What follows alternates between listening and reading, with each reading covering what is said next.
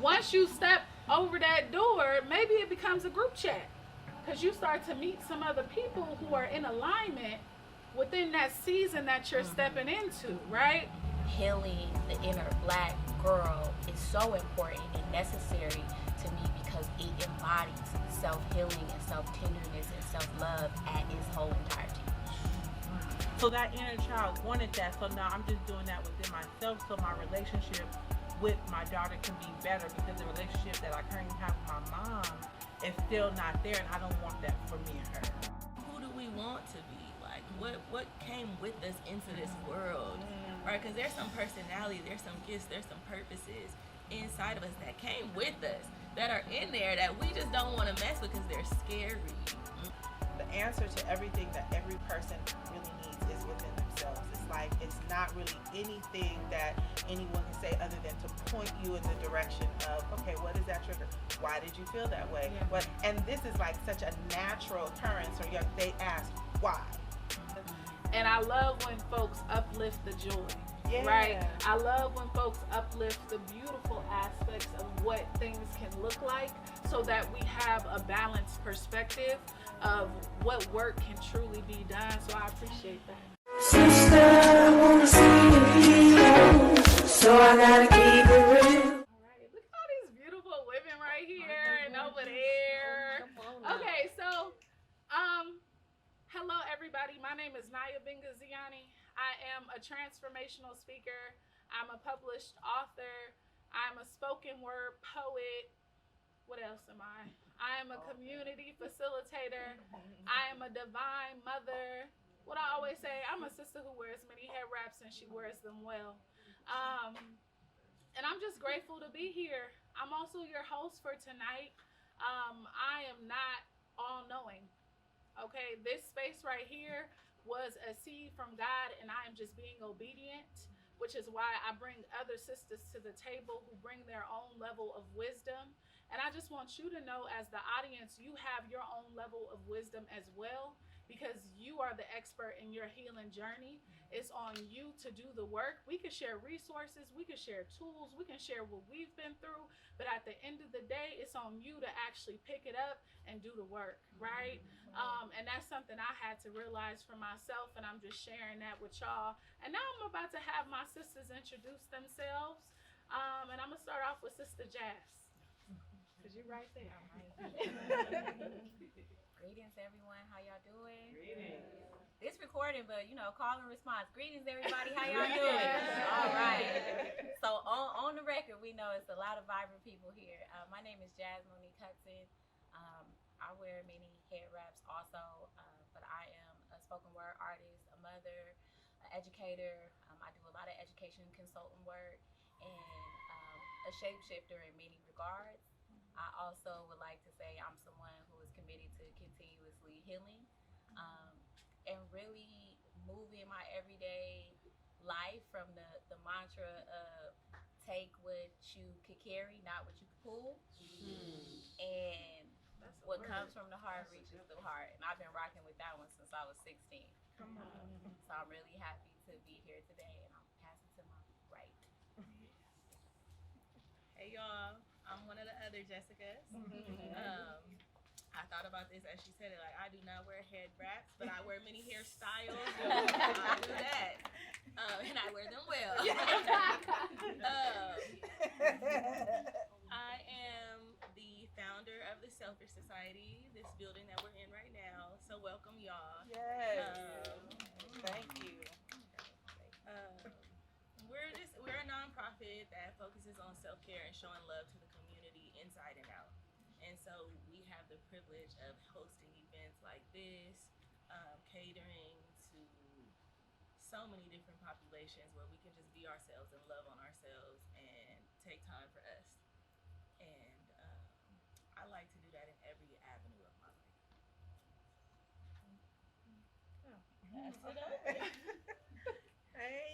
Hey girl, hey, happy motherfucking Sunday.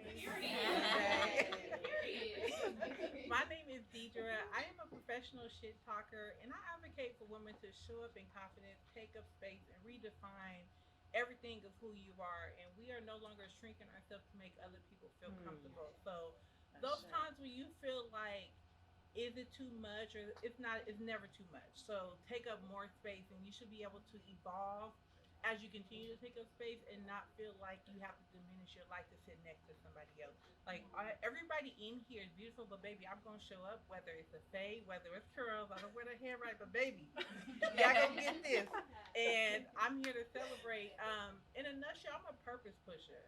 So if you tell me that you can't do it, I'm gonna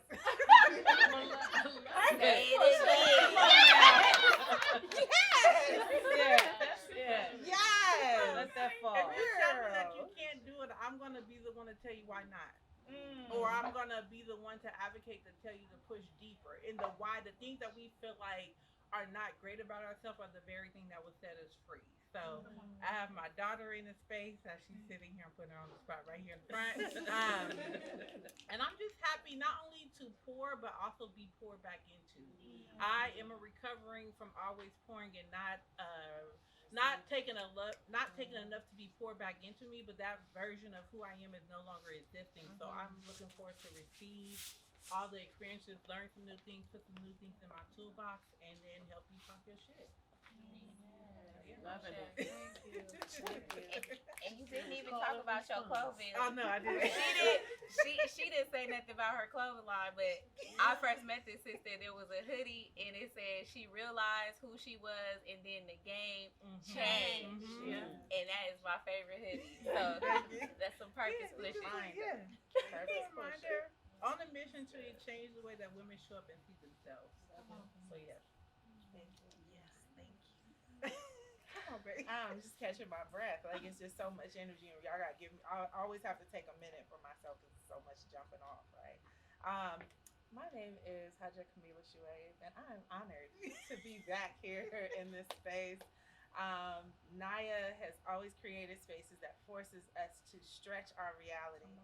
And when she comes up with topics, she's because she's such an obedient listener, and when she comes up with topics, it may not be something she's ready to approach, but it's but because she understands that when the assignment is placed on you, you don't have the option to say, nah, I'm not gonna do that, I'm gonna do this. That she still follows through with it. And then they say, call Diedre, call Kamilah, call it, and you be like, you want me to have this conversation right now? Because we have to prepare ourselves for coming into this space, because we're responsible for every word that we speak and that we share with everyone that's in here, that we can't just be in here on some ego shit. Like we really can. And that could be very scary.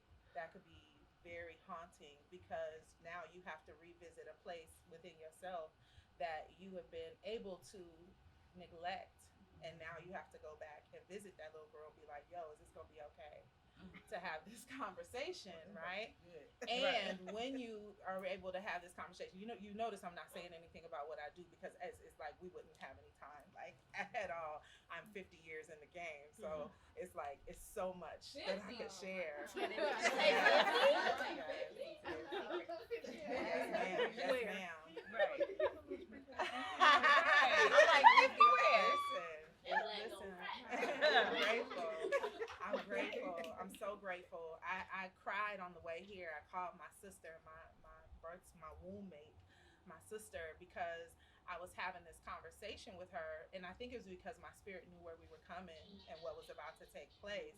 And especially with the additional assignment about closing us out when it was over, that I had to prepare myself that what we're opening up, I want everybody to feel safe in this, right? And so the first time we did it, we didn't know the stuff that was gonna come up when we did this the first time, right? Some things really came up for the women that were in the room, and to where we had to pause and be like, sis, I'm gonna let you have your moment. Let us see. I'm not gonna ignore that what you're going through right now is going out because we on camera, right? And something like this is because each and every one of us is prepared to have that conversation. The only reason why you're in this room right now is because you were seeking it. And the moment you spoke into reality that you wanted to understand what's blocking me from getting the stuff that I've been praying for, it's that little girl that's holding that gift, that you have not revisited her in order to have a conversation with her to say, all of the choices that were made was not your fault. all of the things and circumstances that you have experienced over time does not diminish you, does not mean that you are not supposed to have access to the life that you want. Joy is absolutely your birthright. Happiness is absolutely your birthright. You were not created for someone else's pleasure. It's okay for you to have pleasure in your own life. It's okay for you to choose the lifestyle and the living that you choose to want. It's okay to not like the people you were birthed to. It's okay, right? And so because of that, when you hold the space for her, now she goes, okay, like, I'm not burdened with this idea that I have to look and move and be the way that they defined for me. Because we were born with the word can on our lips. Like when you look at young people, I can play with the plug, I can play with I can't. We move on cans, right? But it's not until later on where we understand the boundaries of these certain tools that we come in contact with. The same thing with life. You have a dream that you're doing that your family never saw it happen, and they fed you the can't because they didn't. Come on. Your can turned into a can't because they didn't. They can't see it being possible for you to do what it is that you want to do and live the way you want to live because they didn't, right? But what did we say last time though, right? Yes. They were working with what they had. We're working with what they had. Yeah. Right? And so it takes courage and bravery Yeah. to go, you know what? I thank you for what you gave me, Mm-hmm. but I have an additional vision. Like we are the upgrade Yeah. of what it is that you had. It was impossible for you to see the vision beyond where I'm at, right? So I love you for what it is, and I don't fault you for it, but at the same time, I can't let you use that to hold me back. Right. We still have to move forward. Right. So with that, I am a transformational life coach, and my main focus is around spiritual empowerment. Empower us with our relationship with God. That our relationship with God is our own. It don't belong to no one else at no other time and no other, whatever religion you choose. Religion is literally the term of what you use to realign your life. So if Christianity is what you use to realign your life, awesome. If African spiritualism is what you use to realign your life, awesome. But at no point in time do we take God out of the equation. So how do you relate to that? Because inside of you, you carry a part of that spirit that God breathed into you. That is the ongoing across the board knowing that God is housed in this vessel. So because God is housed in this vessel, there's a certain way I got to treat it. Come on now. Because like you ain't going to invite certain people to your house if it ain't clean, right? But God already lived there. So what you going to do? I'm going to clean it up so God feel comfortable residing in this vessel, right? So it has space to move around in every part of it, in every chakra, in every cell, in every muscle. So I got to clean it out. We're going to drink that tea and clean it out, right? So God feel comfortable. We're going to do a good little cleansing, right? And this is where this conversation is, right? That the words become flesh, right? That we make them real. So. Can I just do a little quick, how everybody edges is? Y'all ready? Yeah. Do an edge check.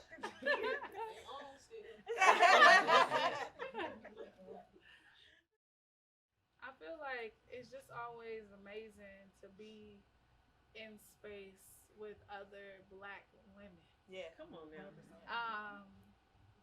And I don't let up, right? Folks have asked, expand it. No, right? Because there's spaces for that. But this is the space for this. And it's so important because only Black women understand Black women. And I also want to say, this is not a space for us to bash Black men. This is a space for us to come together, talk about our challenges, talk about what we need to do. And then when the brothers have a space, we're going to come together and we're going to talk about building our family back up. Okay? That's what we're going to do. Because it's a lot of content out here trying to put us against the Black man. But we are Black women who say, let's do our work. And I still need and love my Black brother. Okay? All right, let's get started. Y'all ready? Okay, so my first question. Y'all like my cue cards? Yeah. Okay. Let's give it Oprah. I see you, Nana.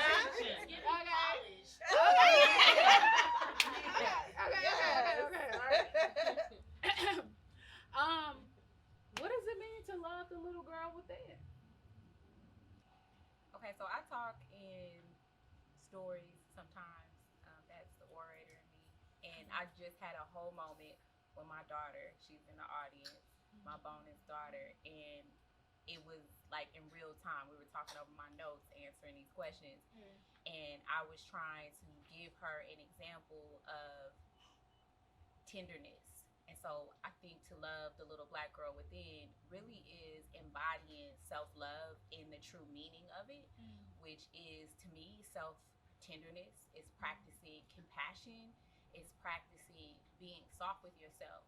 And somewhere along that journey is learning how to forgive yourself, very, very similar to what you were saying about the things that we could not control and the things that we could control, and we might not have made the best choices.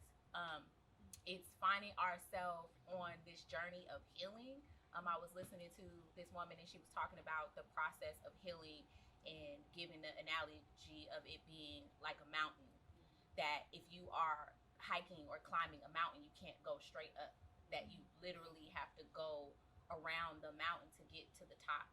And there are journeys of yourself as you're reaching that mountain. There's a process where you're like, oh my God, I can't do this. But then you look and you're like, oh, I'm at the midpoint. I can't go all the way down. So I might as well keep going up. And then you get somewhere there and you're like, I'm exhausted, I'm tired, and maybe even want to stop and quit. But you're like, I'm going to be stuck on this hill, and I got to get down from this hill before I lose the sunlight, you know? And healing is like that sometimes. Sometimes you find yourself like, I thought I was over that. Why am I still tripping off of that incident with this woman? Why am I still tripping off this with this man? I ain't been with him in 15 years. And why is he still coming up? And so loving your inner black girl is like that. And the conversation that me and my daughter had is what I notice is a struggle for most black girls and black women, is this piece around grace, of exercising grace with ourselves. And I talked to her about how, you know, how she is a different person when she goes, oh, first of all, can I share this? Is that okay? Thank you.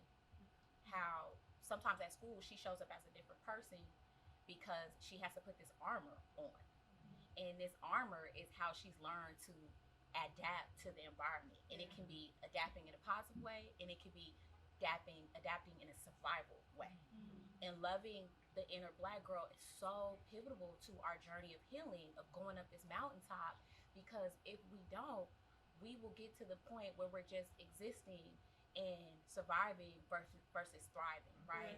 And so she was coming to tears in the car because I said, I noticed when she started her school year, her 7th grade school year at a new middle school, she said, these black girls, they hating on me, they don't like me, because I was talking to her about finding new friends. I wanted her to venture out to new friends, the friends that I thought would be good for her because they were high achieving. And she was like, but those girls, Mama Jazz, they don't like me. I said, why not? She said, oh, I talk too much. When I'm being bubbly and happy, she has a natural joyous disposition. And she was like, when I come just being my joyous self, they say I'm irritating and I'm annoying. And I talked to her about how she might feel safe there to not wear a certain, not feel safe there and has to wear a certain armor to adapt. I said, but then what it looks like is also when you go home and I say to you, oh, here come the drama, you being dramatic. Why are you being so loud? Like, even as a parent, because I can't say that I'm 100% perfect in the process of building my child's self-esteem, because there is also a child in me that was super loud and was all these things, and somebody told me to hush and be quiet. She started to cry, and I said, why are you crying? She said, because I just had a connecting point. I just realized that is why I code switch at school. That is why I put an armor around. She was like, I feel like I'm not being seen, and sometimes it does hurt my feelings when I get home, but I don't know why certain things hurt my feelings. You know, as a parent, I have 3 children. There is moments where they putting it on. It's a little extra, but you never know how the things you're saying affirms something or a message or a narrative that you don't want them to hold, that the outside world is giving. And one last piece, we went to try on shoes for school shopping, and she was like, my feet is this, my feet is that. I said, Amaya, if you were to meet your 6-year-old self, let's say your 6-year-old self was your daughter when you got older, and you heard your 6-year-old talking about her feet being fat and her feet being this, what would you say to her? She was like, I tell her feet was beautiful and that she doesn't even need to be concerned with her feet at 6. I said, so at almost 14, you don't have to be concerned either. And I said, I want you to know when I go on this panel, I'm not talking about these grown women, not talking about healing their inner child, because that's something you focus on when you get 20, 30, 40, 50, however. At almost 14, there's a 6-year-old girl inside of you that needs attention too. I said, so if that looks like you coming to tell me, Mom, I want to see the Barbie movie and I want to wear pigtails and a tutu and carry my stuffy because that's what I did at 6, then we're going to embrace and do that. And so with that long story, in short, healing the inner Black girl is so important and necessary to me because it embodies self-healing and self-tenderness and self-love at its whole entirety. That's powerful. And we was talking about it on the way here. It was a process. that's so powerful. And that's something I wanted to bring up, but you already brought it up. Because there's so many little Black girls around us every day. Me, myself, I have a daughter, and I have to think about it every day. About how much she's watching me, right? And when they're younger, they see the world through their mother's eyes. But they are their own masterpiece, right? Just like you were your own masterpiece. And they're growing into themselves. That's why I try not to call my daughter my mini-me, because she's her own person. And when we get caught up in the mini-me, we don't allow them to be who they were always destined to be, right? So I try to remember that in those moments where that mouth get a little slick, and I need that grace and to be calm and to approach it in a way that doesn't trigger her, things like that. Or shut her down, because when you talked about the bubbly personality and all that, all the questions, y'all, I swear it's a question every 5 minutes, but I try to remember that loving my little girl within is loving on her. And allowing her to ask those questions and answering them, because she knows when my energy is shifted. She knows when I'm not in the right space. She feels it. And there's a little girl inside of me that didn't have that grace. And I have to remember that loving on her is loving on me.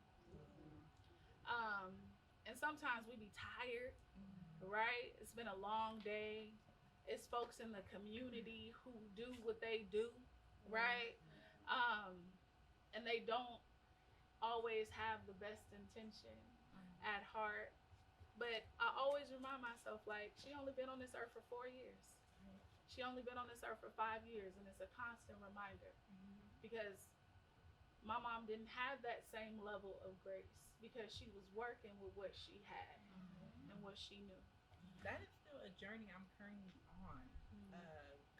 So you hit on so many points. Both of you guys did. And since I was 6 years old, I always had to have me. Even though my mom and everything, I just had to I didn't feel safe unless I had me, because just the environment that I was in, because I was independent, because I was already knew what I wanted to do. My mom felt like she didn't have to give me that much attention, so she could shift the attention to my brothers, but I still needed that time. So since I was 6 years old to current, I still have me, but now I have my daughter. And now the things that she doesn't have to worry about, that I have to worry about at her age, I'm okay, how can I stay soft and let that transcribe to her, but then I'm worried.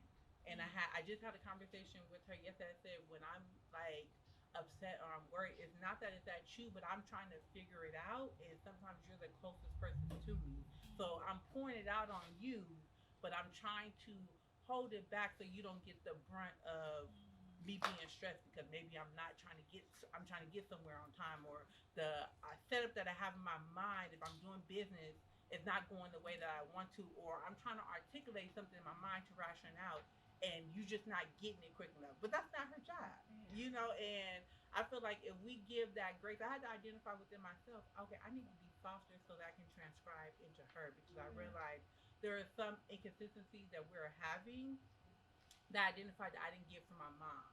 and I don't want that to transcribe into her. So now it's like, okay, Diedre, love on me in those parts where I'm seeking more affection, where I'm seeking more affirmation, where I'm seeking somebody to say, baby, I got you, don't gotta worry about it. Because I got me and I got her, but then I need somebody to tell me, okay, it's okay. Like, I'm gonna figure it out, but sometimes I want to take my jacket off and be like, well, I ain't gotta worry about it. You know, like, okay, you got it.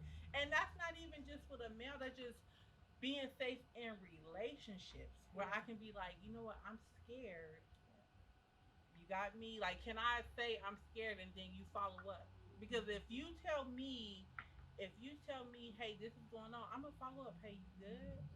And I'm not just gonna follow up the next day. I'm following up next week. Oh, about that other thing, you still good? I'm following up that next month.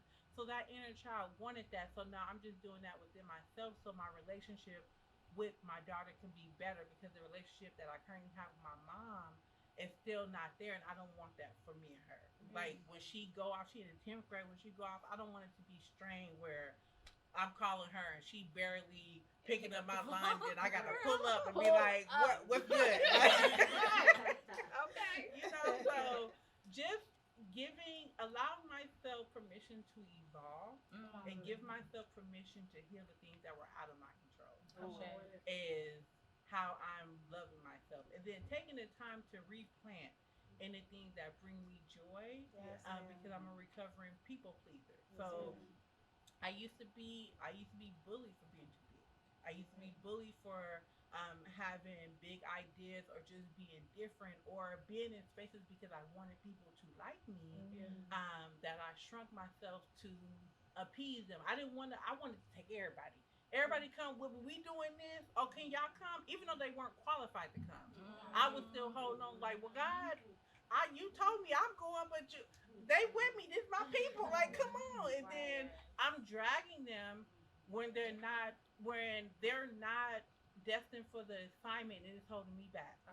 So I'm in my own way because I'm trying to take people who are not qualified to come, or letting go of the leash when it's time for me to remove and exit. So that's how I'm here. That's how I am healing myself, by giving myself permission to evolve, giving myself permission to be settled, and giving myself permission to feel safe, to share my story as I continue to move in. You know, just continue to have conversations with my daughter to be like, this is where I'm at, because all she sees me is being strong.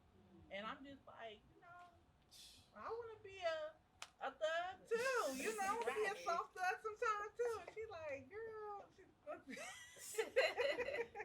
but yeah, that's how I do that. I like that. I'm a soft thug. Yeah. I like that. Oh my goodness, yeah, so many things. And I'm just marinating on that, bringing people with you. Sometimes we're scared of the unknown, right? And when we step into a new season, sometimes some folks come, right? But they're naturally coming on their own journey. But then sometimes, like, people try to latch on, or we try to bring them on, like you mentioned, Sister Diedre, and it slows us down and it stops us from walking through the door, because that door was only meant for you. Because when God called you, it was a phone call, not a conference call. Right? I heard that, right? And once you step over that door, maybe it becomes a group chat, because you start to meet some other people who are in alignment within that season that you're stepping into, right? But when you try so hard to bring the group chat to the next season, then the phone start glitching. And it's not working, because those people were never meant to come in the first place.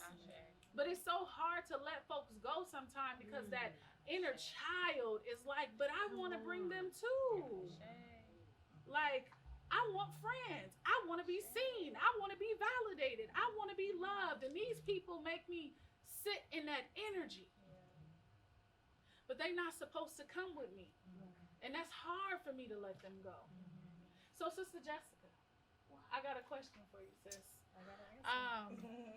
What are you saying to someone who is struggling with this process of talking to that little girl or loving on her?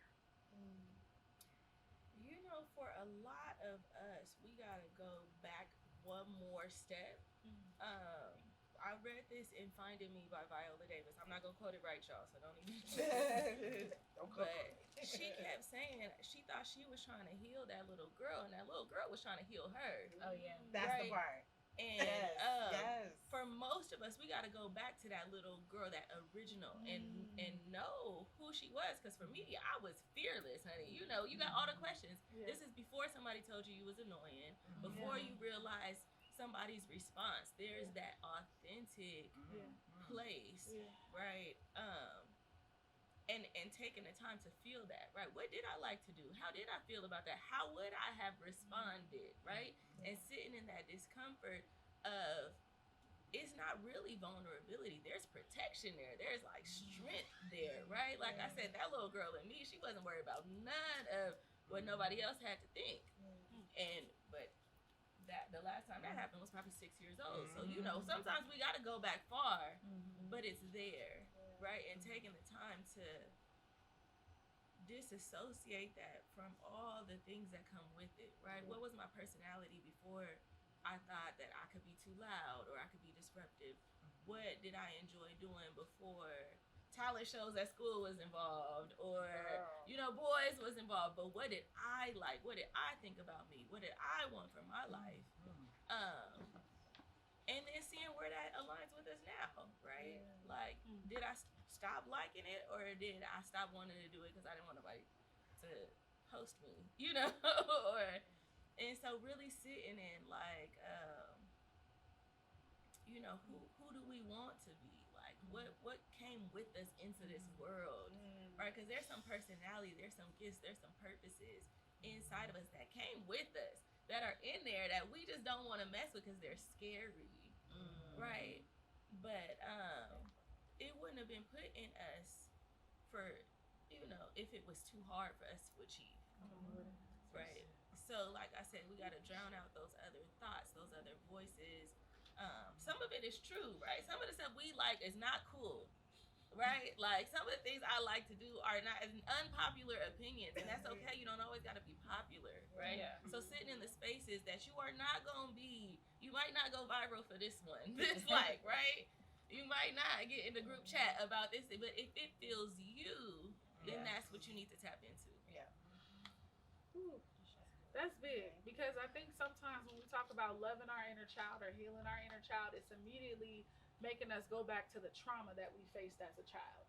So I think that's important that you brought that up, because that's talking about even before the trauma happened, which I feel like sometimes we focus so heavily on the challenge and the trauma that we aren't able to really experience and embody the joy. Sister Kamilah. Yes, ma'am. Same question. What would you say to somebody who is struggling with loving that little girl within? At first, I would ask why. You know, why is it a struggle?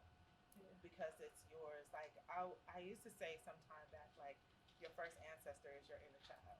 Like, they've been with you and will be with you. They will guide the steps that you take and carry on with, right? Like, get advice from them. And then explore, when did that change? And most likely, like you said, it was a significant emotional event or a traumatic event that forced her to say, okay, this doesn't work in that space.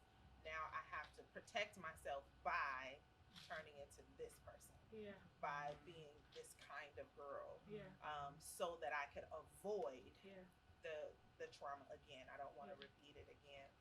And so I would say explore that part. I'm a firm believer that the answer to everything that every person really needs is within themselves. It's like, it's not really anything that anyone can say other than to point you in the direction of, okay, what is that trigger? Why did you feel that way? And this is like such a natural occurrence, or they ask why. Babies ask why.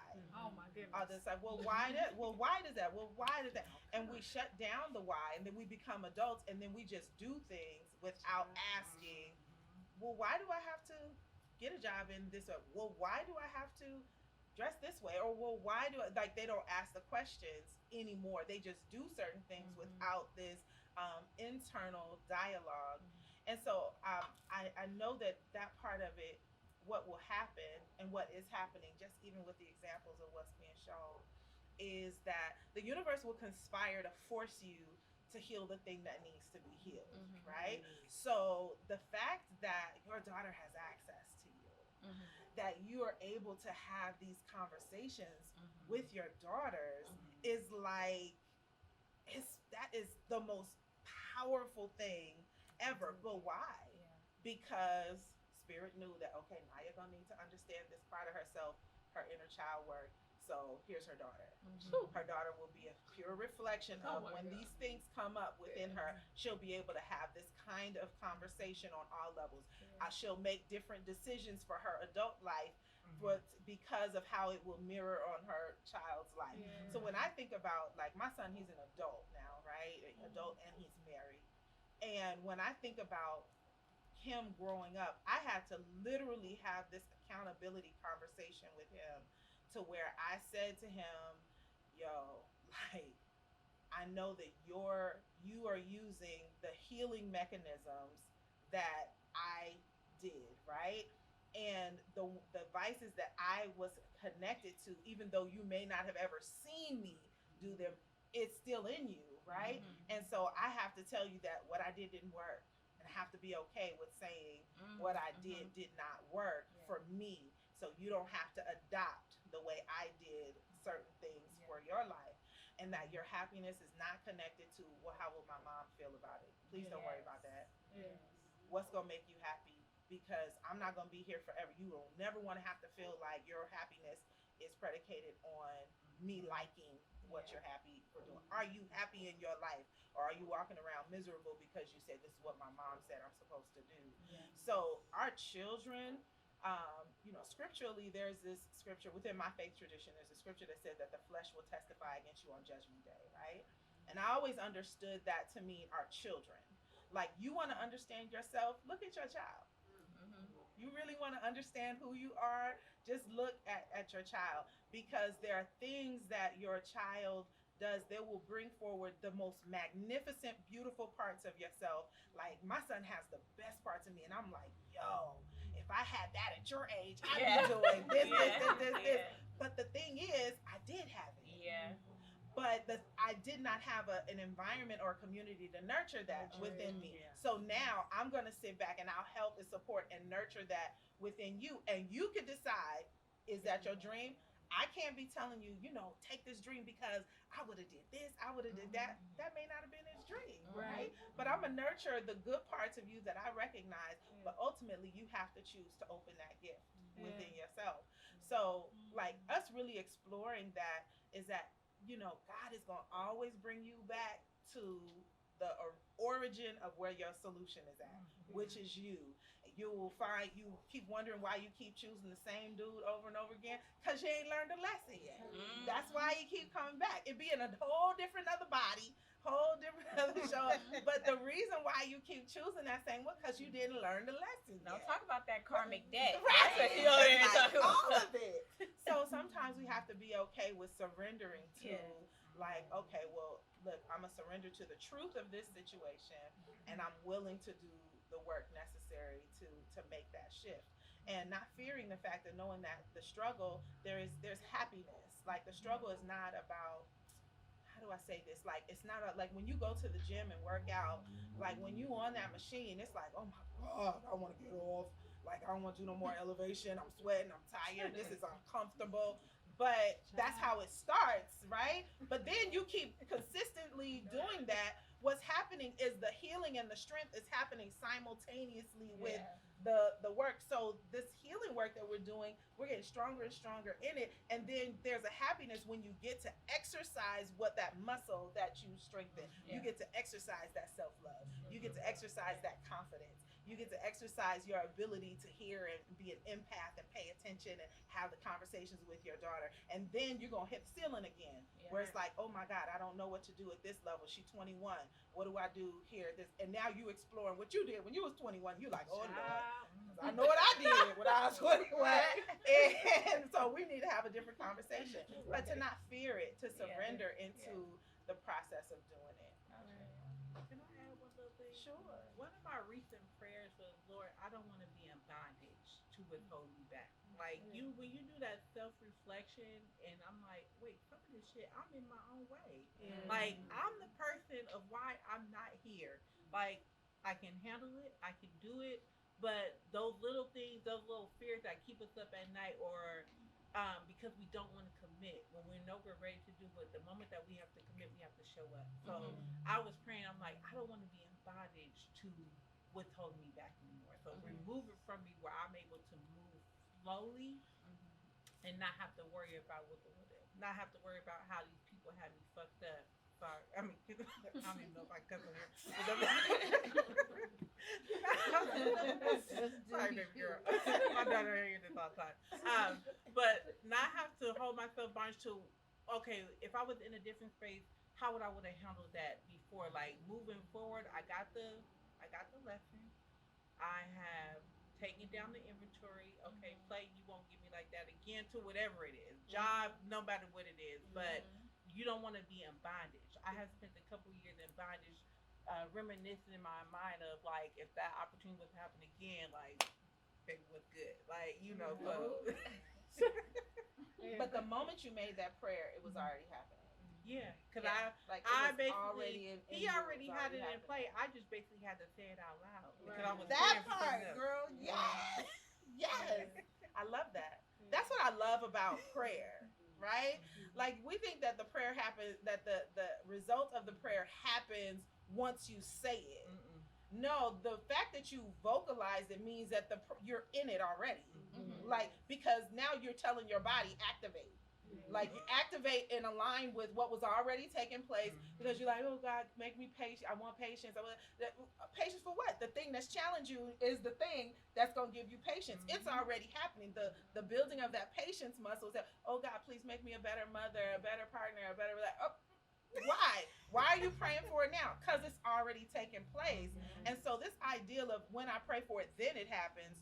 No, baby. When you pray for it, you ready for the responsibility of that prayer. That's what that is. Can I maybe back off that too? It's not just, to me, it's not just you ready for the responsibility. There has to be a belief in the prayer, right? The faith without works is dead. Yes, ma'am. And so, but the belief in the prayer, like, especially now, I appreciate this generation and this time that we're in, because I have some childhood friends in the audience, a few childhood friends in the audience, and we remember when we was teenagers, we were exception to the teenagers. It was like wearing a head wrap and saying ashe and having incense. It was like, oh, she on that hippie stuff. She on that Berkeley stuff. Whoever's watching this, look up Berkeley, California. She on that Berkeley stuff. And I was odd in the group of people that I was in. And so now I could go on any social media platform and everybody's talking about herbs and teas and head wraps and ashes and amens and saying prayers. I'm like, wow, you know. And so the affirmation is there, but I've been really shifting my mind, still working in the affirmations, but to this piece around affirmations. And I've been teaching my children this. My children are 13 or 16, 13 and 6. And I've been teaching them affirmations because my 6-year-old actually had me working this. I would have him do affirmations every morning. And a few years ago, he experienced a deep harm. And he said to me, he would say the affirmations in the morning, but right after that, he was like negative. Like, actually, I'm not a good boy. I'm not a good child. And I'm like, hold on, we just did these affirmations affirming that you are. Yeah. And he was like, Mommy, I know that you have me saying this, but I still don't believe it. So I started doing these affirmations where it was like, he's already 6 and fixated on becoming a millionaire. He wants a Lamborghini and all these things. Come on now. And I said, okay, great, you could be it. But now I want you to ask yourself, how? We're going to say I'm a millionaire, right? But my degree's in educational psychology, and we know that the brain, that yes, when we say an affirmation, it is now saying I'm ready for the responsibility, right? And then the faith part is I believe it's going to happen. But our body and our brain is naturally trained to respond to something that is not true. So if I say I'm a millionaire and I go to Bank of America and I look at my receipt and it's $100 in there and my next paycheck ain't coming to 2 weeks and I got some bills done, I'm like, I'm a millionaire, but I gotta pay this bill. Right. The affirmation is, how did I become a millionaire? That actually trains my brain to get in the process of envisioning that path. So I became a millionaire because even if it was $100 paycheck, I took $20 or $30 out of each paycheck. If you somebody that's on your deen and practicing your faith from a religious standpoint, I did my tithes, I paid my this, and I know that the power of giving gives more back to me. Yes. So the affirmation and the affirmations are really powerful, and you sparked that thought in me when you were talking about this piece around prayer, because I do think that prayer is like, it's the in Ifa and Yoruba tradition, it's the Ashe Linu. Right. It's the speaking Yes. it into existence, right? But I also gotta have that power and belief, and in the moment that I hear my mind doubting, then I'm going to take myself to the process of going a step further and actually actualizing how I got to that. Yes, If it's how I became the doctor, because right now I'm in a medical program, I went off education and I want to become a doctor of osteopathic medicine. But at 35, I'm like, damn, I got like 6-7 more years. It just becomes daunting. But if I'm constantly saying to myself, well, how did you become Dr. Hudson Akatunde? Then I could really see it, I could really make the steps, and also writing it out, because I knew what I'm going to say, because I say these things all the time about inner child work, but I had to write it down to make it real, right? And so it's that. And so I'm glad that you brought up that point, because it really reminded me of that piece. How y'all doing? Y'all all right? Okay, so I want to open it up to the audience.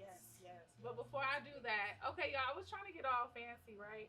Y'all see them flags on your seats? I want you to grab the flags.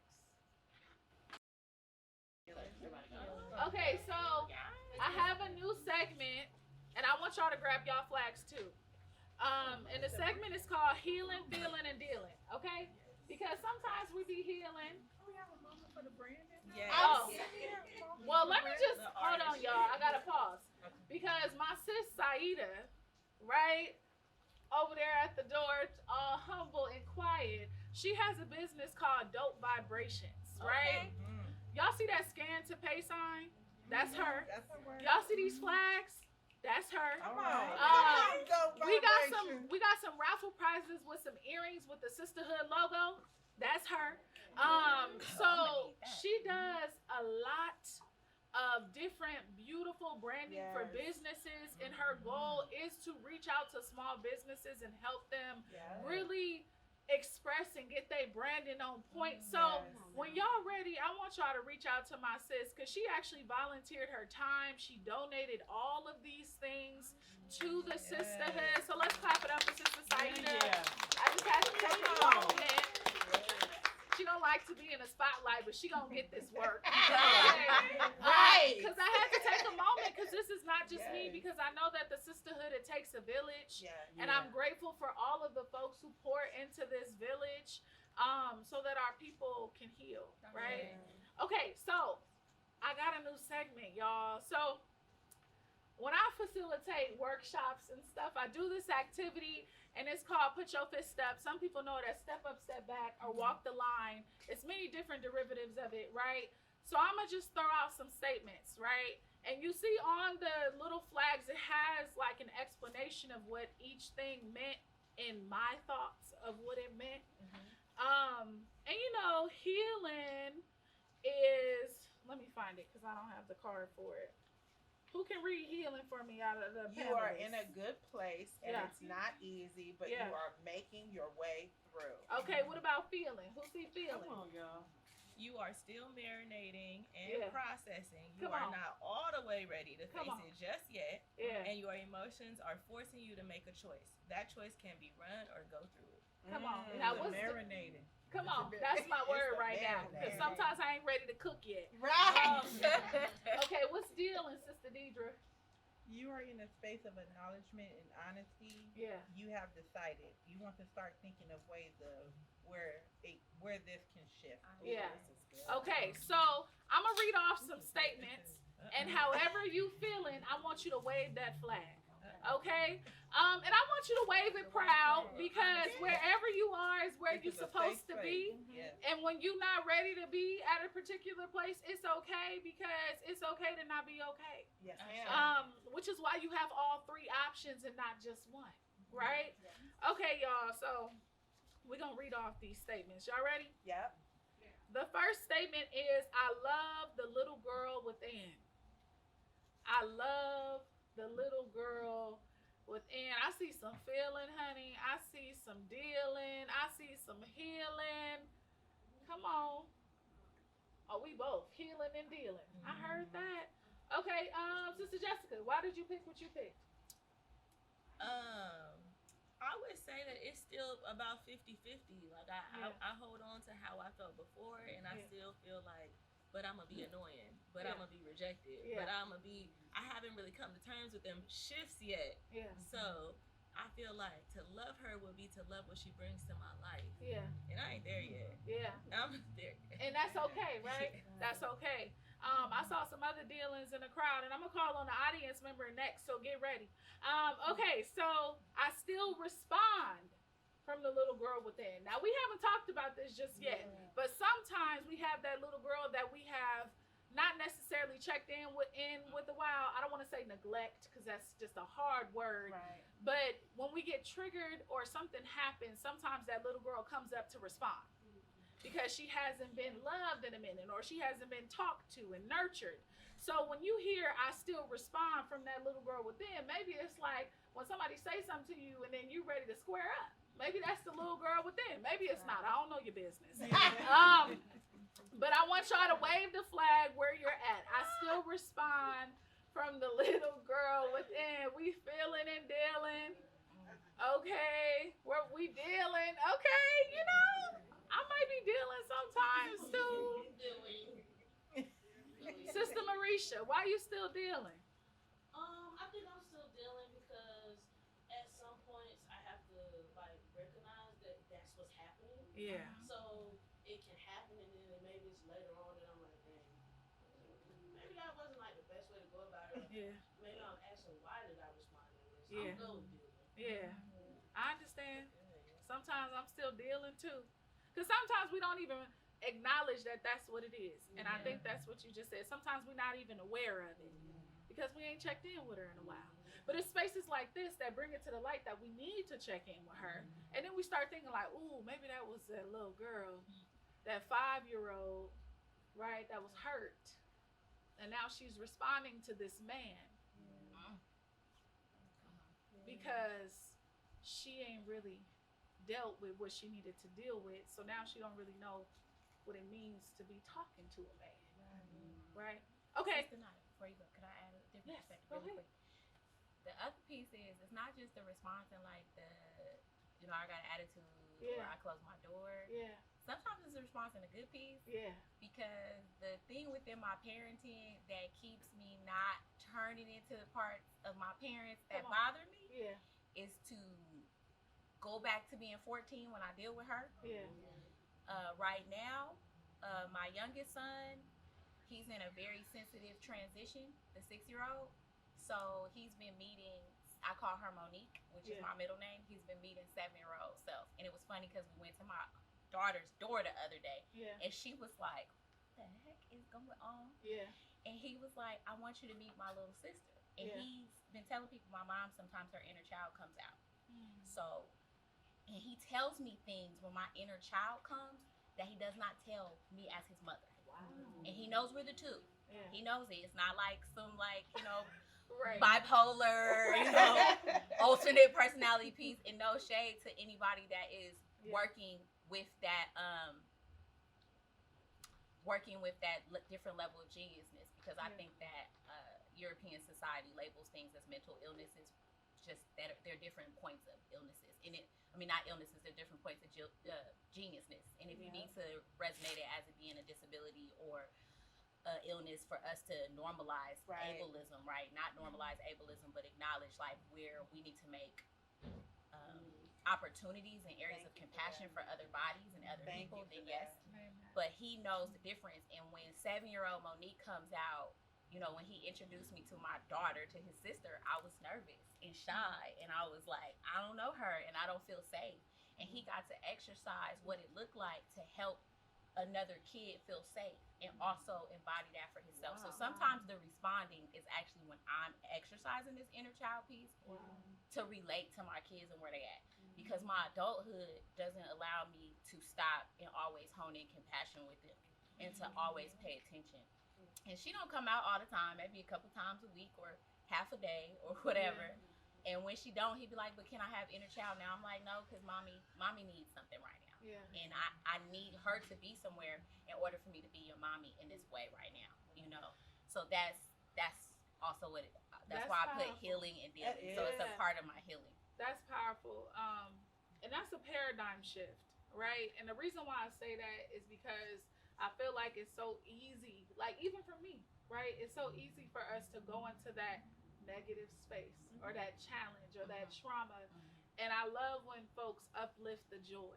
Yeah. Right? I love when folks uplift the beautiful aspects of what things can look like so that we have a balanced perspective of what work can truly be done. So I appreciate that, Sister Jazz. Thank you so much. Y'all ready for the next one? Y'all sure? I can't hear nothing. Yes. Okay, I'm like, it's people here on the video, so they know. Okay, my next one is, I need help with the process of healing. I need help with the process of healing. All three. Okay. All three. Oh, wow. All right. Okay. I think it's all. I see people waving their flag a little low because they don't want me to call on them. I already see. I already know. It's all right because I'm going to go to the panel. Huh? Where mine at? No, her. My daughter. She, No flag up. She's like, I'm not trying to get called on. Right. Sister Diedre, what did you do?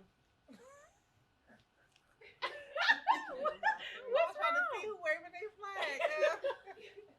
I put what did I put? I put healing. Yeah. Because it's a work in progress. Yeah. Thank God for therapy. I feel like if I didn't do therapy, Yeah. Lord, I probably wouldn't be sitting here. Like, Yeah. woo. So therapy and prayer has provided me with a lot of tools. So I do a lot of self-reflection. So I'm able to identify when my cup is low or when I need more nurturing or certain areas where I need to sit back a little bit and kind of reflect or journal or just catch a beat because I'm always moving and grooving. I'm just like, wait a minute, girl, like, where you at? Yeah. And then just taking that moment to voice, like, I feel sad with myself, but I can't identify. Like, where am I sad at? And then I'll have a dream. I'm just like, maybe I could be gentle with myself right there. Okay, I can see I need that. Okay, let me come back. But Did it's you just say a lot. dream? I'll have a dream, and my dream will reveal, like, say for example, if I'm looking, like, if I'm looking for more affection, and my dream be, I'm in a dream and I'm getting it. I'm just like,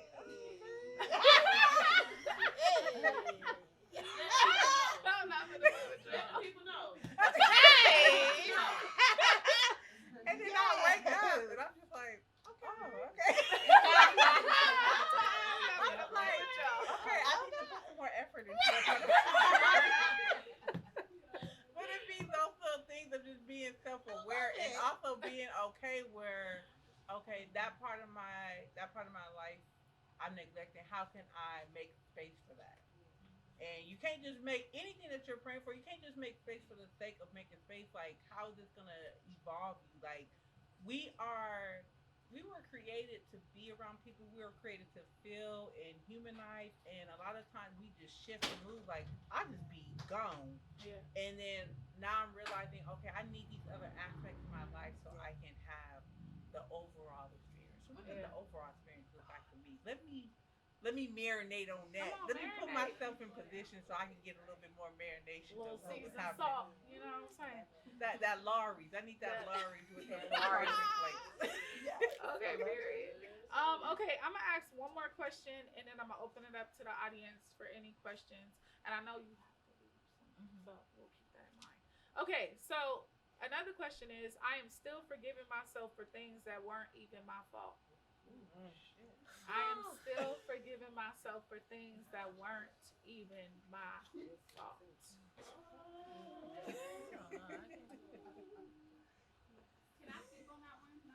Of course. Yeah. Come on with it. I ain't got to call on nobody because I sure was scouting.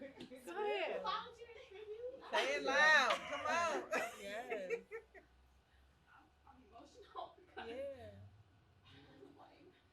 It's a safe place, girl. Let it out. Communication thing with me and my mom. It's like, I'm just like, you know how like people be like, oh, don't put that on me. I don't want to wear that jacket type situation. I dealt with you're disrespectful for so long. In times where I was being blamed as disrespectful when I was just stating how I feel or telling her my opinion. I feel like once I got my awareness with my mom, like once I got mindful and had an awareness when I grew up a little bit and was able to see stuff and recognize stuff and call out stuff, my mama didn't like that. I kind of felt like she almost felt like, well, I feel like you putting me in my place. Like, you know what I'm saying? And for a long time, I've always had to be the one to just tiptoe around everything, even when I don't feel safe. Like, or even like asking, like, can you just love me this month? Like, we went like a whole month not talking to me. Like, can we just talk? Like, are you fine this week? You know what I'm saying? Or this month? Like, can you say it over again so I can like give you my conclusion on why I said all that again? So I said I am still forgiving myself for things that weren't even my fault. That weren't even my fault. Yeah. Having a voice. Yeah. It's not my fault. And I found it.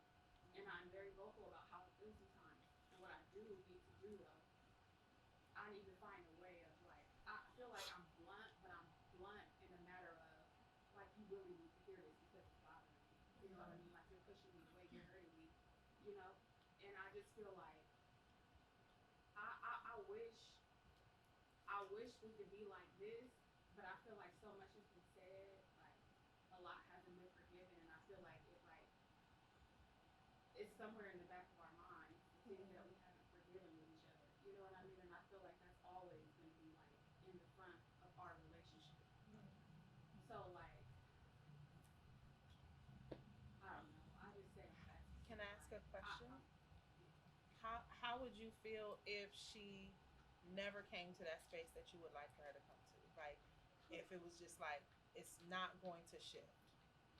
Ask yourself, like, how would you feel about that? And then two, if there was this aha moment just with the snap of a finger, she did everything it is that you would want her to do, what would you do with that? Really paying attention to both sides of those. Does it affect how you will move forward? Like, however it is that it shows up, will it affect how you choose to move forward?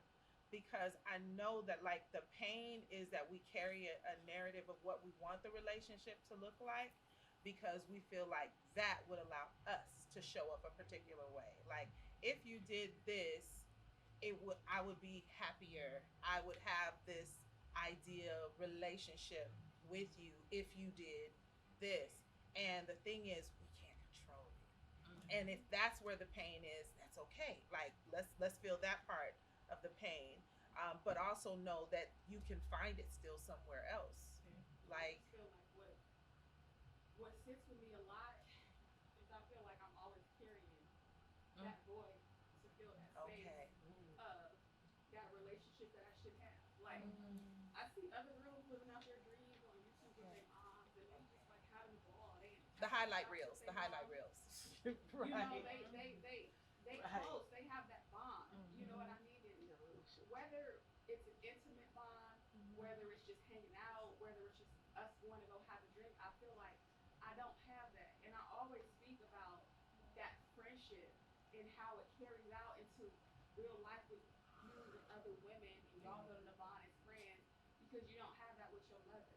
You know what I mean? So that void, I need to feel that. And then too, like, me as a mother, I feel like I don't want to put myself in that situation to where my daughter is feeling like I hindered her, and she feels like, oh, she can't grow, she can't bloom because I'm not supporting her. I'm not saying too much about what I feel like it is that she should be doing with her life. Because a lot of times I felt like I dealt with that, like, damn, why don't my mom push me?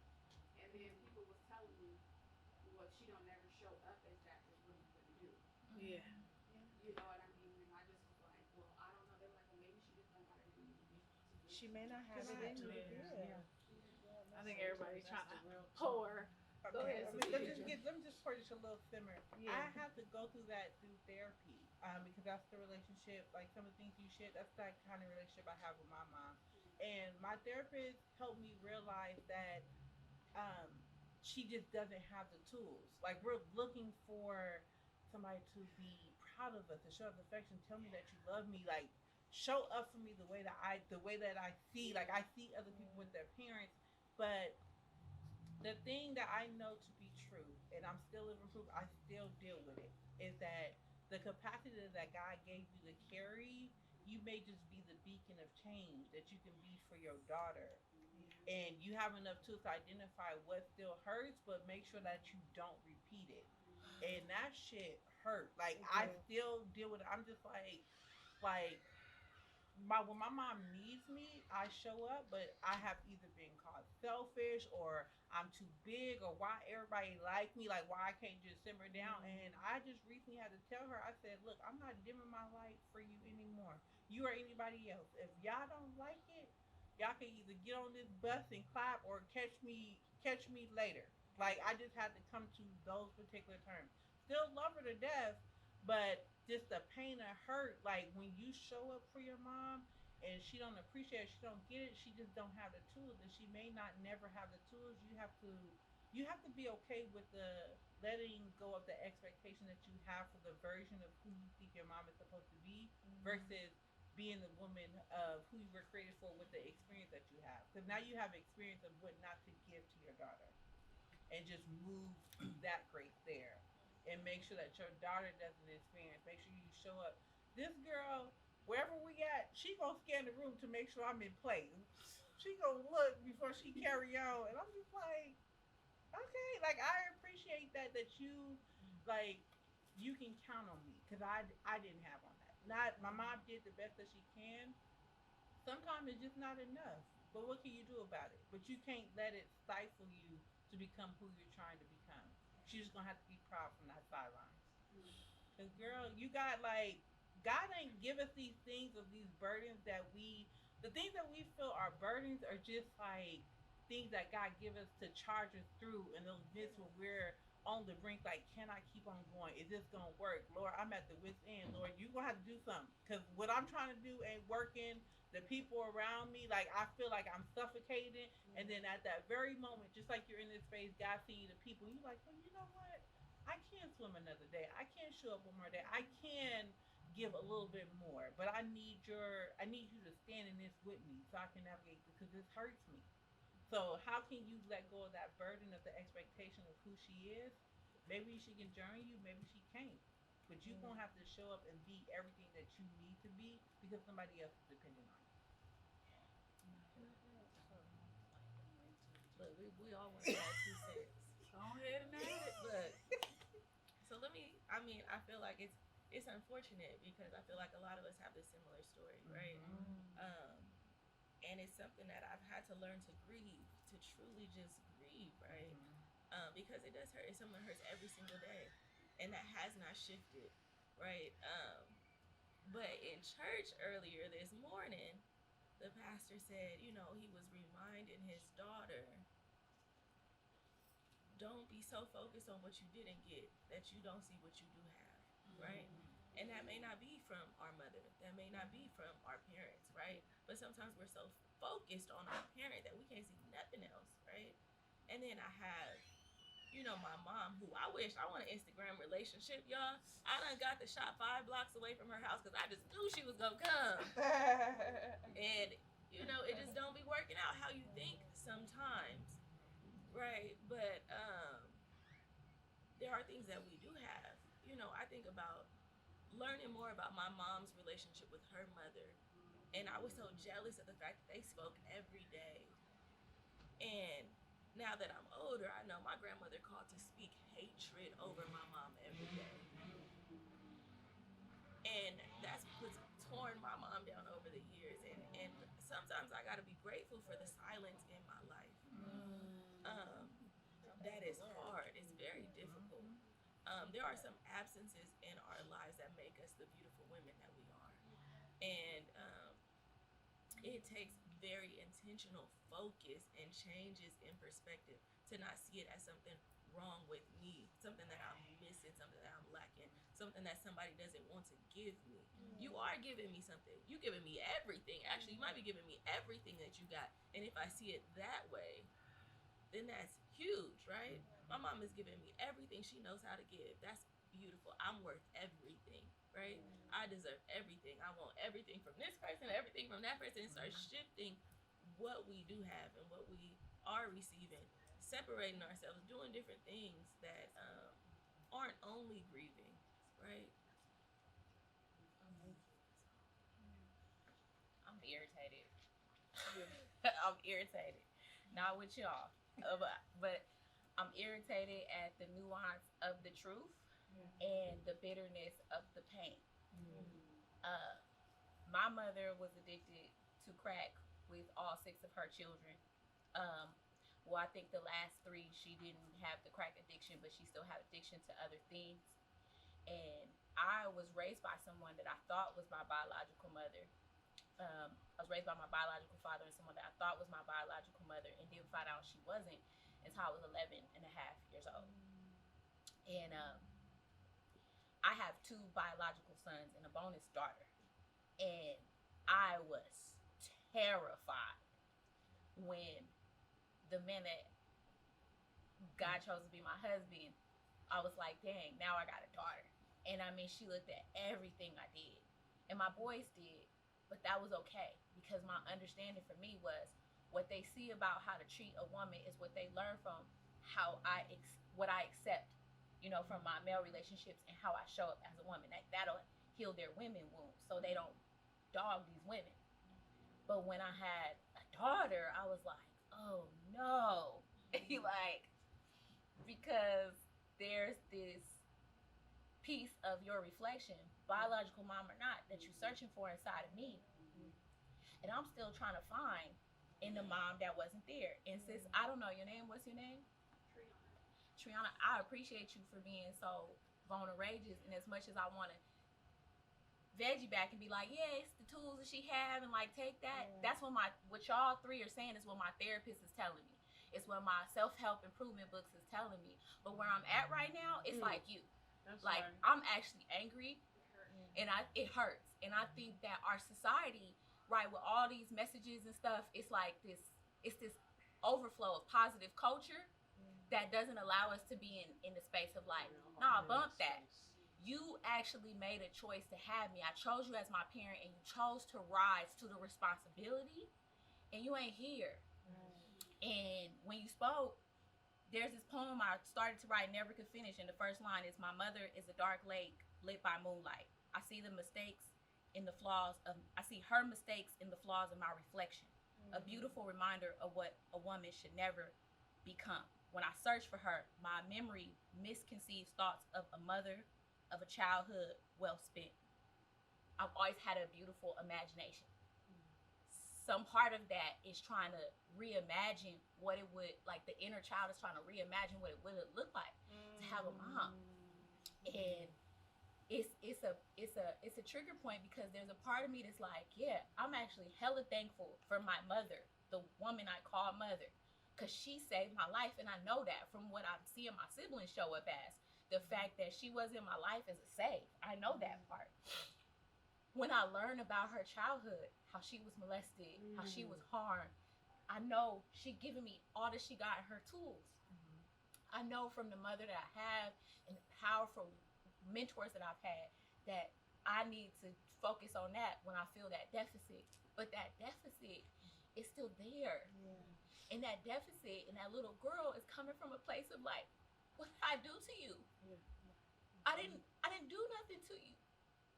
When I met my real mom, she said to me, what do you want from me?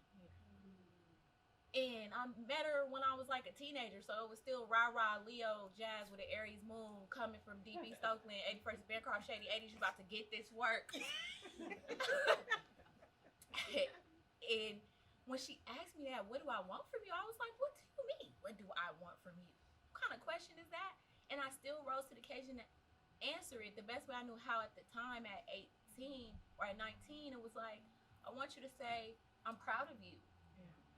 I just at the time I just came back from the Philippines, from teaching in the Philippines. I said, what kid do you know that went through the foster care system, 27 different schools, from elementary to high school, 30-something different group homes, did that? Who do you know? And so I said to her, I want you to say you're proud of me. I want you to say, I'm so thankful that you utilized the best parts of me, even never knowing what I look like. And that woman said, I can't do that. And I damn near flipped that whole table and chicken and waffles. But it was the realization of what the three of you shared, that it was a gift, because she just told me flat out, I can't. And some part of me placed a longing on, maybe one day she will be able to.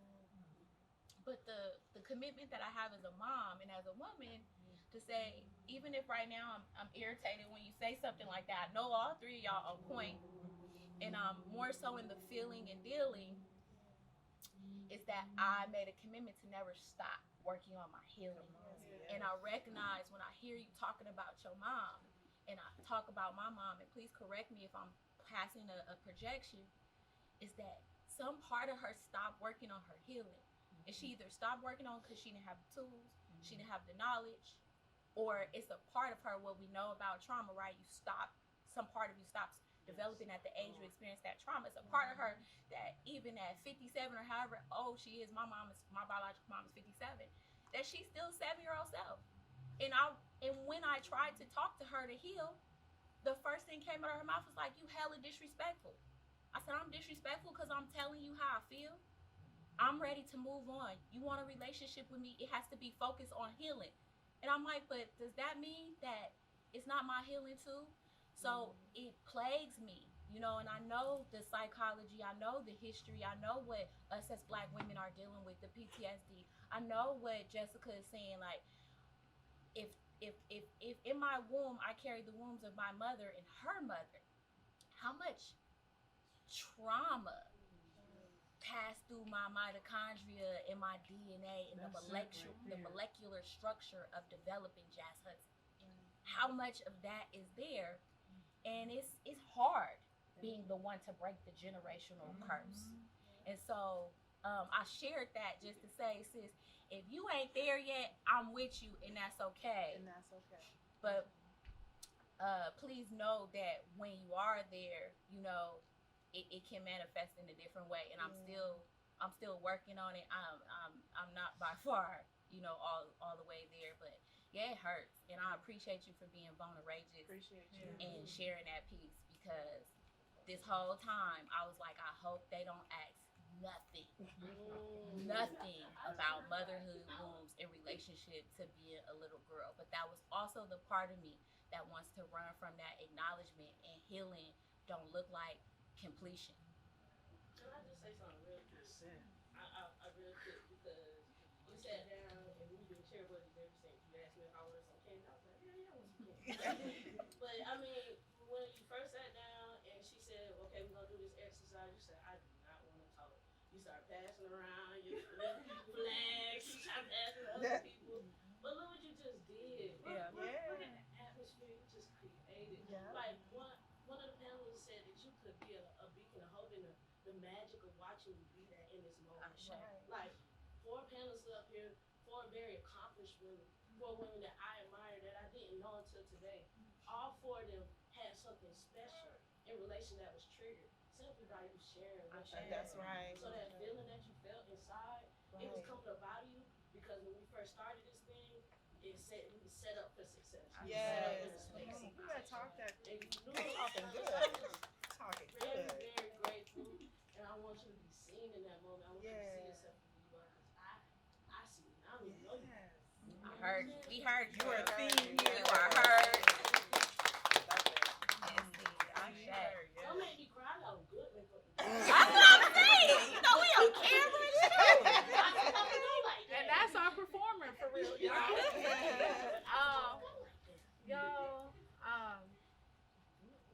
Man, I'm feeling all the feels. Right. I gotta put the cue cards down. I say this all the time, and I'm gonna say it again. Healing is a journey, not a destination. Yes, ma'am. If you've been in my circles, if you've been and just space with me. If you follow me on Instagram, that is something I always say. And the reason why I always say it is because you kind of talked about it. The positive culture that's being promoted, but also just social media showing the good. Right. And not showing that challenging. And what we don't realize is that process, there's a lot of challenge there. And you talked about it, right? Because it's giving us that strength. It's like the spiritual gym. When you about to run a marathon, right? You don't just run a marathon, honey. Right. You got to train. And sometimes you got to train. I think when I researched it, it was like 6 months to a year or whatever. And you got to get your mind right. You got to get your body right. You got to get your heart right to run that marathon. And sometimes we are running a marathon of life. Yeah. And there are obstacles who try to stop us from getting to that finish line. And it's challenging. And it's hard. And sometimes we sit down and we don't want to get up. Sometimes we take that water that the folks giving water, and we just sit there for a minute because we needed that little detour. We needed that little radical rest, right? Because the marathon is not easy, and it wasn't meant to be. We are all built with a certain fabric that allows us to go through the things that we go through. Now, is it challenging? Yes. Do life be lifing? Yes. Is life ghetto? Yes. Okay. Shoot, even in the joy, it's still a little ghetto. Right. You know? You thought you was getting a good hotel, then they give you that rank-a-dank. But I say that to say that all of you beautiful women who came here today, whether you're on this panel, we got some brothers in the audience too, so even the brothers, all y'all decided that you wanted to show up today. I'm sure you read the Eventbrite. I'm sure you had a feeling of what this was. And this is a moment for you to celebrate yourself. Because even though you probably feel like, I just came to an event, I got me some refreshments, I'm just listening. You listening is already a part of your journey of healing. Right. Because it's something inside of you that's being activated. It's something inside of you that's being elevated to the next level. It's something inside of you that is calling you to the dream and the woman that you were always destined to become. So I'm gonna take one question from the audience, and I mean a question, y'all. I don't mean your life story in a question. I just want the question. Sister Jessica. Awesome. Okay. So I would love to know how you all embrace the journey of loving your inner child, like at different ages and stages. Because I know when I first got introduced to the inner child work, I'm on a flex, right? I thought it only meant like little Jess. Like I really did think it only meant little Jess. And then the little 11-year-old started popping up, and then the 15-year-old started popping up, and then the 18, 19, 20, and I didn't recognize that was like so I'd love to hear a little bit more about how folks embrace that or navigating that. I have a brief answer to that. Okay. Mine is so much connected to different cultural experiences and seasons. So I just recently, within the last 2 months, revisited the teenager within me. Because my first therapist session, when I did the walkthrough of the inner child, my younger person came up for me. Like, she didn't tell me, look for the elementary school. No, it's just like whatever your spirit brings up for you, that's who is really requiring the attention. So my younger self came up, and I've even had times where I had the conversation with my parents about, because I was like, did this really happen when I was this? Because I remember, and they were like, yeah, that's true, that did happen, this happened, about those joyous, significant, emotional events, right? Because I wanted to find the joy of my childhood. I know what went wrong. I was clear, right? But I wanted to find the joy moments so that I could really understand what joy was for me. So my teenage self came up, and that's why I say when you ask for it, the universe gonna bring you that God spirit gonna bring you the tools you need to revisit that part of yourself. And so what came up for me, because I was the odd, like what you were talking about being the odd, I was the odd kid in elementary, high school, middle school. I was the odd one, right? And I had this ridiculous obsession with Wham, like ridiculous obsession. What's And Wham? You gotta break Wham, it the down for band. some of us. Oh, that's right, y'all babies. I'm an 80s teenager. Okay. I was a teenager I in the was 80s. born in the 80s. Right. So you guys okay. So so yeah, so as a teenager, I was obsessed with Wham. I didn't discover hip hop really until my college years. Okay. But in high school, like Wham is George Michael's original band. Y'all know George Michael, right? Okay. So George Michael was in a boy band in my teenage years, and they had a documentary. I grew up in Oakland. Girl, Born and you, raised. listening to Wham. So yeah. They was on So you.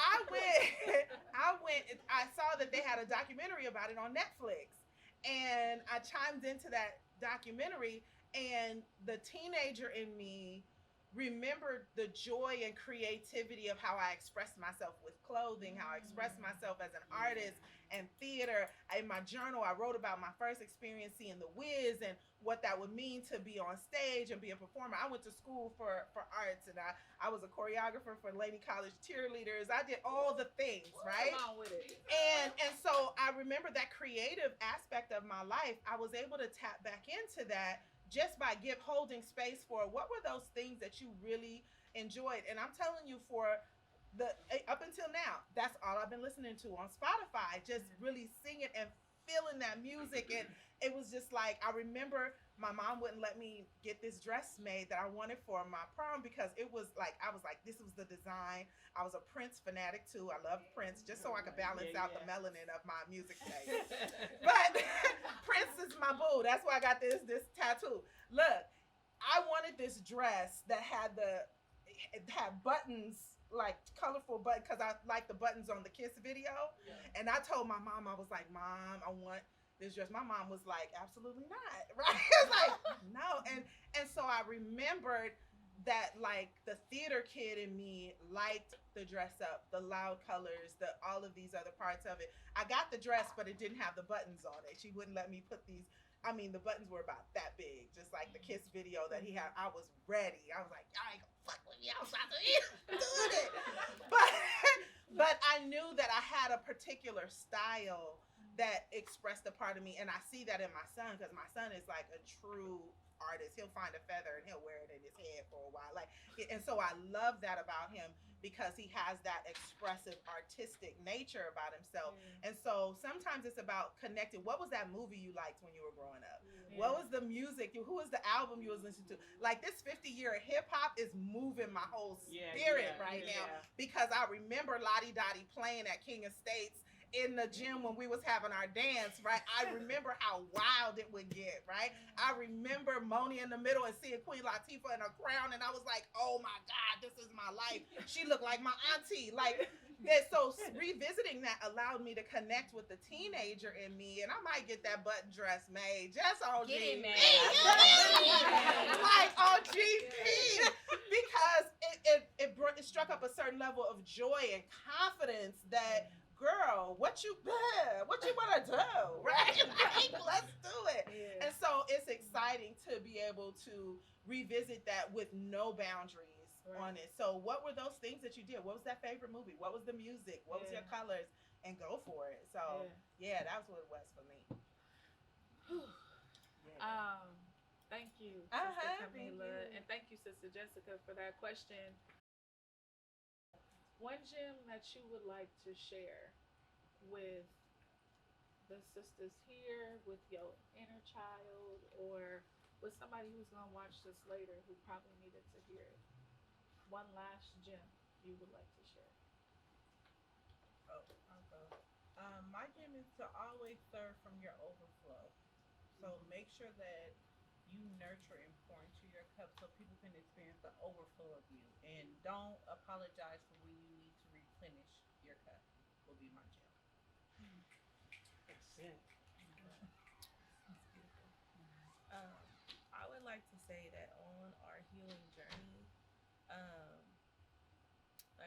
Sister Jazz talked about that anger, right, that she's feeling. Like, one thing that somebody told me is, like, if everybody think about their flag, right, and they put it right in front of their face, I can't see nothing. And somebody told me that anger is still yours. Take it with you on your healing journey. Hold it in your hand. Just don't let it blind you. And I just love that, right? All of these things, they're still true to us because I forgive somebody, because I move on. What happened is mine. I get to hold it. If I want to be angry and healed, I can do that. I'm going to hold it right here. And I'm going to have clear vision, right? So you don't have to let go of those things. They're still true. They still happen. It's a part of who you are. But it's just not all of you.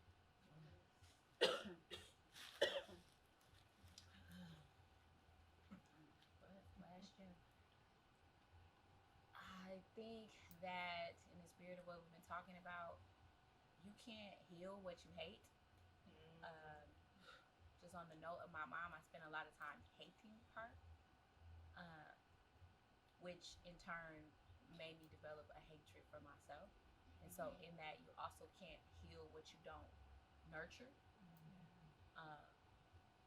And that oftentimes the things that in that process of healing and not being able to heal what you hate and not being able to heal what you don't nurture, the things that we find ourselves not liking about other people oftentimes are the reflections of the things that we need to work on or learn from so we can know how to navigate the next stage. I spent a lot of time protecting myself and my space.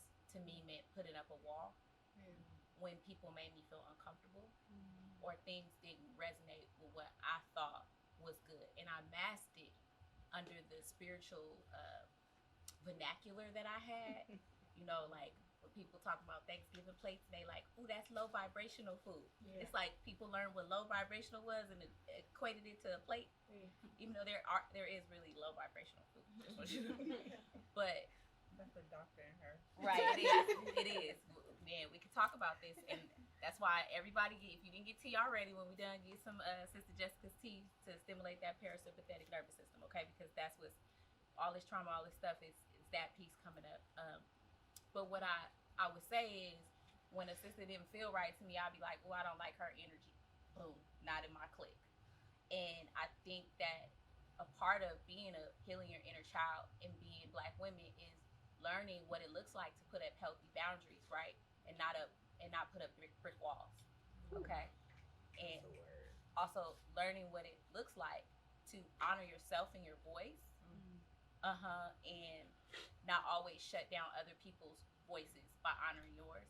And that came with the process of being able to heal what I was nurturing, or nurturing what I wanted to heal, in the sense of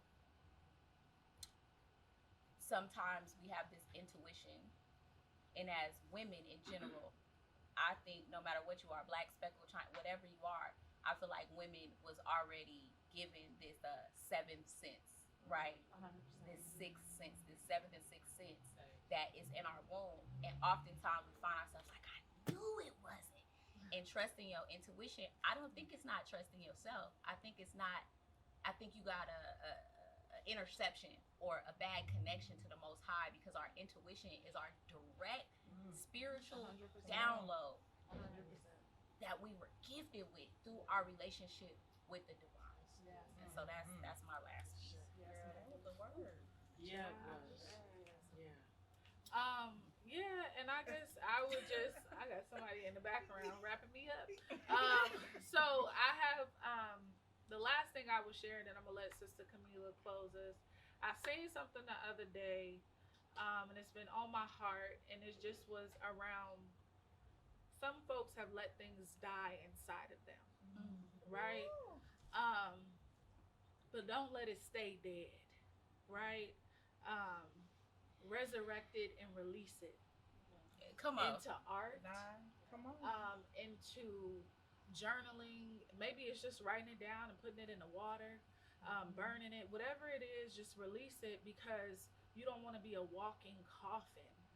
And thinking that you're living when really you just spiritually dead. Um, and sometimes we don't even recognize that we spiritually dead, and you can die spiritually before you die physically. And then we look at our parents and we look at these people and we're like, dang, like they just can't grow, or dang, they not, well, they already done spiritually died, and they don't even know it.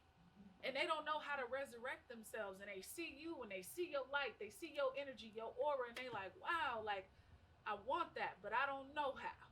So I'm depressed, I'm angry, I'm envious, I'm jealous, and they want what you got.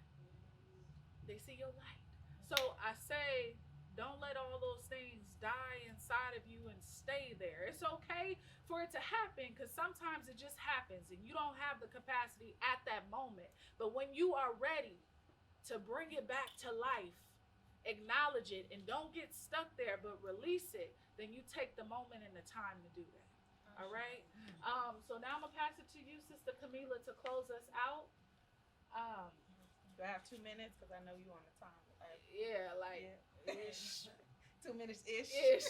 Yeah. Okay. Well, I will sift through it easily, because I did this in the form of a guided meditation, a visualization, so that we can be very intentional of how we close out. So if you feel safe in this space, I invite you to sit comfortably, close your eyes, plant yourself, put your hands open face, like don't cross any parts of your body, sit open, right? And I'm gonna read through this meditation for you. Okay, so first taking a deep breath. And as you take in this deep breath, just feel where the oxygen is going in every part of your body.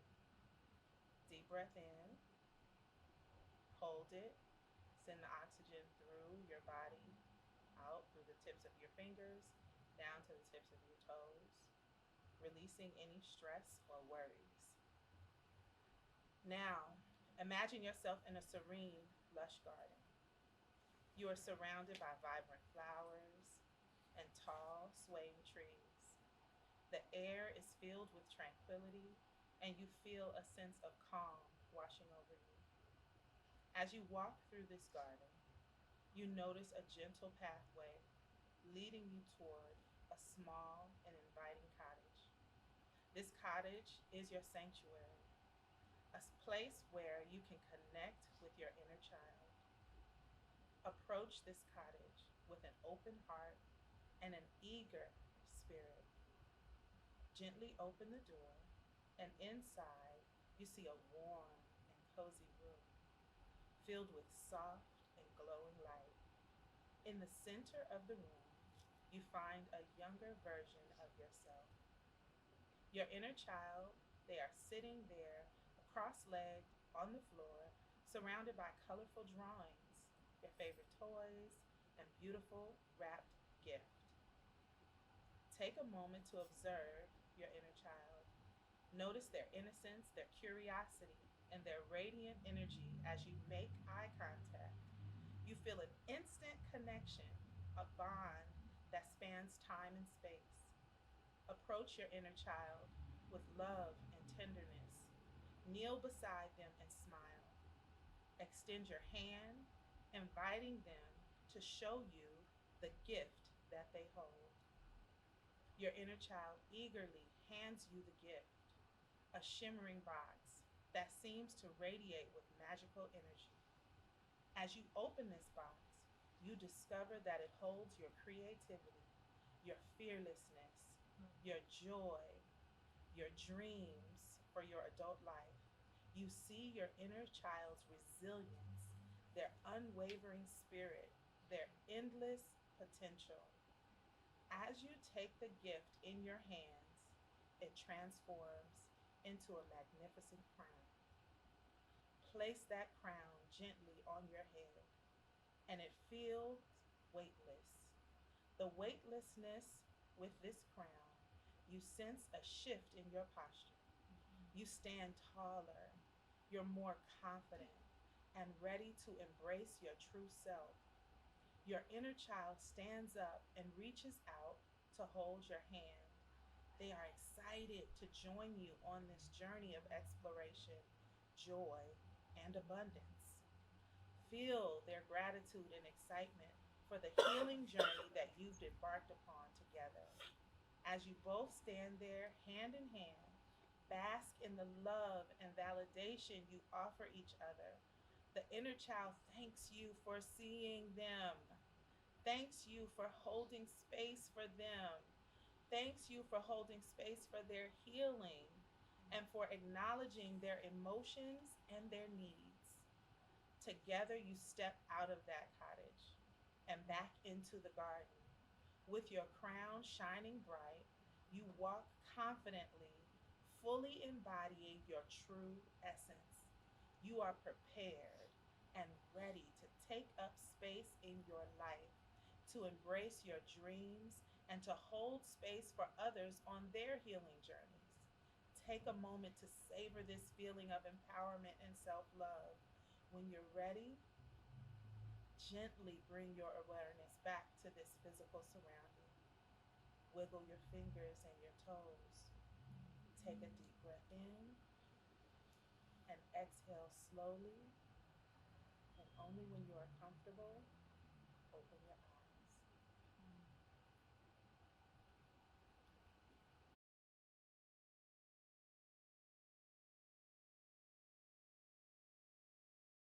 Sister, I wanna see you heal. So I gotta